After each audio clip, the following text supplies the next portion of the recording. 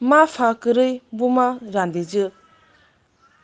Obhai kwrwini nok nukhungni chwrai bwsarokno bisi thamni simi bisi chichar Jora tei hapangni bwkhak tei talo khok bwrwisai khlaiwi rang chubachu rwjaknai. Aboni bagwi baithang amchaini CDPO haba nogo April tarni 24 ni bisingo no komung blai rwna nangnai. Aboni bagwi SDM ni thanio nangkukmani income certificate bo rwna nangnai.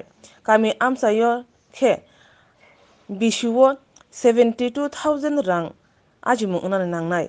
Obo hai saklo mungrwgwi hapangni bwkhak tei Ma-Pha kwrwini bagwi sep rwjakha. Tripura haste hapangni bwkhak tei Ma-Pha kwrwini chwrairokni bagwi kaisa scheme saklaijakmani. Aboni paithak salmari wngkha April talni 24 salmari.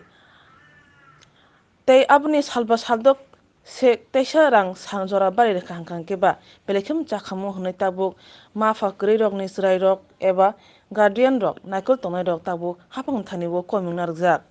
Obo haino kami amchaini mangpili kasai phekya.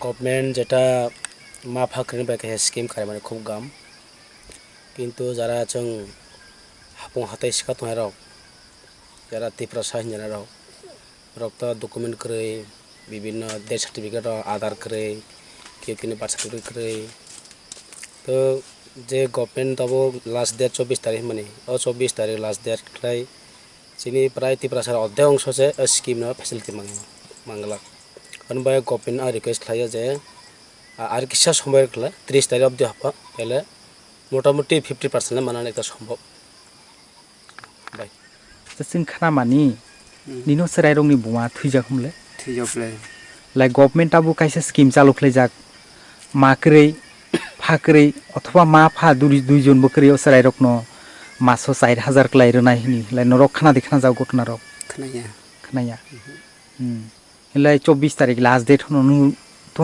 सानाय बुनो 24 तारिख last date गला आत्मा समाता है हतार के सिपाइ माने कागज पत्र जुगाल खालामयाखो लाइ नों तो साना मुसुं सरकारनो तो साना मुसुं आरो देखिसे टाइम रक दे नां नरक हतारले दा बिने कार्य माथे कागज पत्र करिफले आरो किसा साल माने दिन नां आरो किसा दिन नां निनमुं खनै बाद